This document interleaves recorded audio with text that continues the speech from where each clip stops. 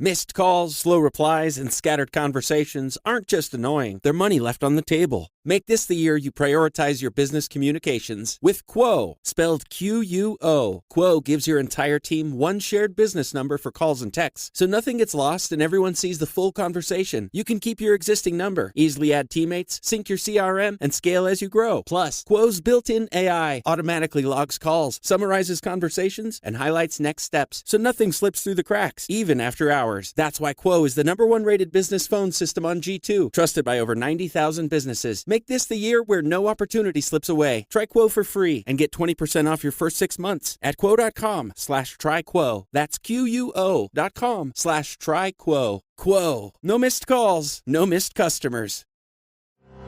Imagine you're a business owner relying on a dozen different software programs. Each one is expensive, overly complicated, and worst of all, none of them are connected. It can be incredibly stressful, right? Now, picture Odoo.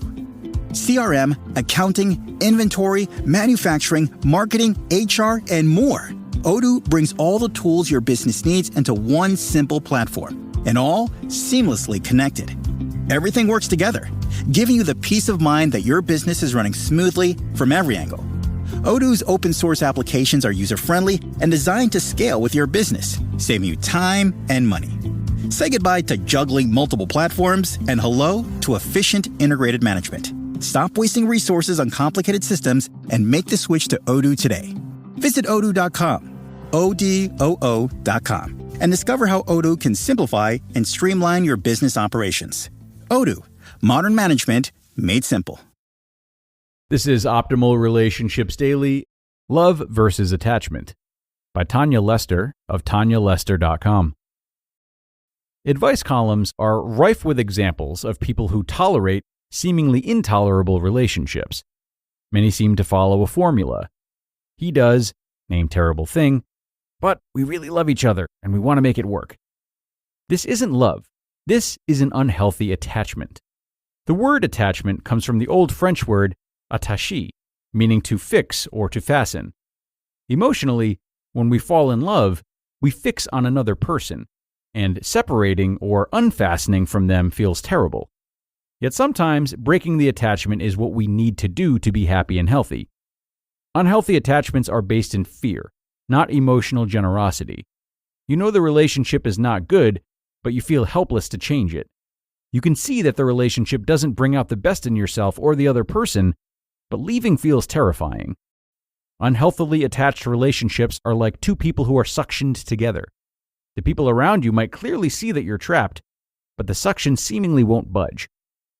Attachment occurs in any relationship of some length where there is an intensity of feeling, and where our emotional needs are, at least for a short time, met. In terms of our survival as a species, it's more important that we stay with the tribe for safety, and stay with a partner to procreate, than to make sure that we are respected and walk away from relationships that are hurting us. In a healthy relationship, the attachment created during the euphoric first stages of romantic love encourages us to stay and build a life with the love object, even after the dizzying feelings have subsided.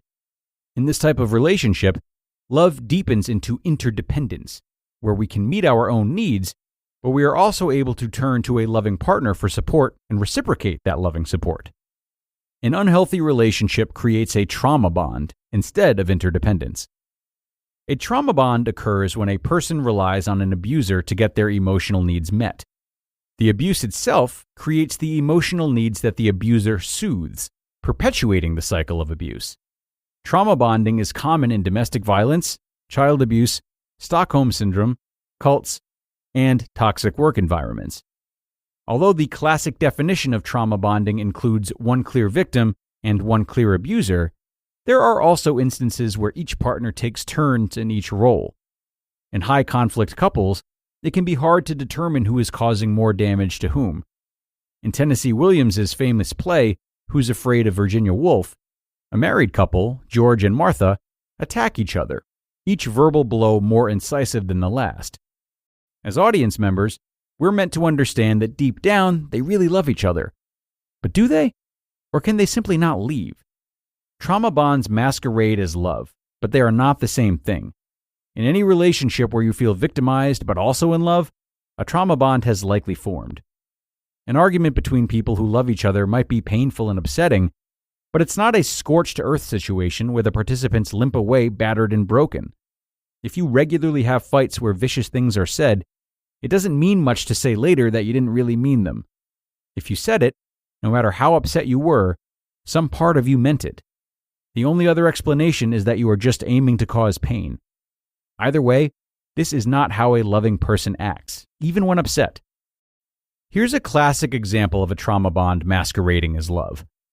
Catherine and Jacob were scheduled to meet me for couples therapy. The day of the first appointment came, and Jacob refused to get out of bed for the midday appointment. So, Catherine showed up at my office alone and decided to do individual therapy instead.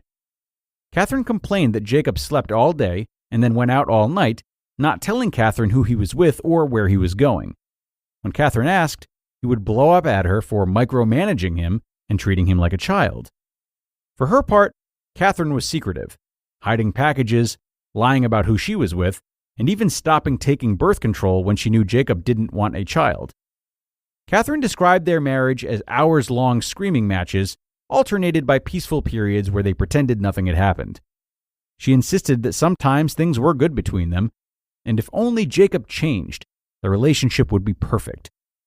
One day I asked Catherine, if I were to watch a movie of you and Jacob interacting on an average day, what would I think was going on? She thought about it and said, some days we would seem completely in love. Other days you would think that we hated each other.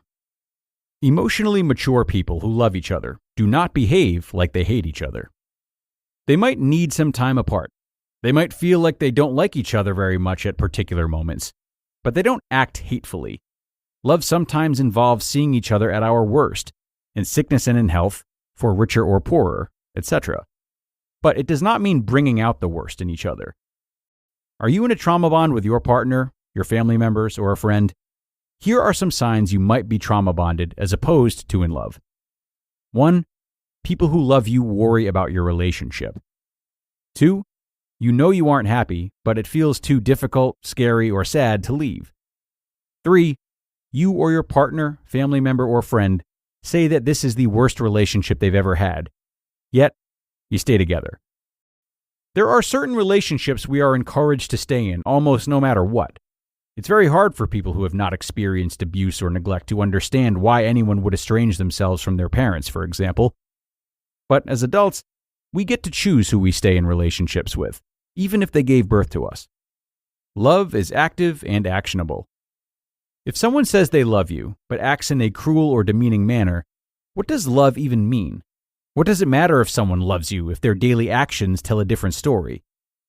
Finding the love in your relationship shouldn't be like searching for a needle in the haystack. It should be the whole haystack. You just listened to the post titled, Love versus Attachment by Tonya Lester of TonyaLester.com. Imagine you're a business owner relying on a dozen different software programs. Each one is expensive, overly complicated, and worst of all, none of them are connected. It can be incredibly stressful, right? Now, picture Odoo. CRM, accounting, inventory, manufacturing, marketing, HR, and more. Odoo brings all the tools your business needs into one simple platform, and all seamlessly connected. Everything works together, giving you the peace of mind that your business is running smoothly from every angle. Odoo's open source applications are user-friendly and designed to scale with your business, saving you time and money. Say goodbye to juggling multiple platforms and hello to efficient integrated management. Stop wasting resources on complicated systems and make the switch to Odoo today. Visit odoo.com, ODOO.com, and discover how Odoo can simplify and streamline your business operations.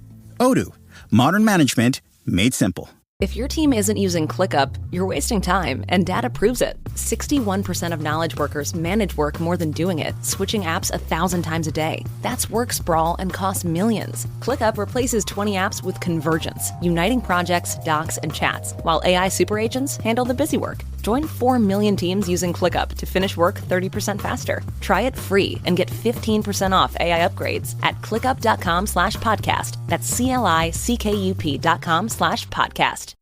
And thanks a lot to Tonya, who is an LCSW, or Licensed Clinical Social Worker, practicing in Brooklyn, New York. Really great article from Tonya today, full of a lot of great information.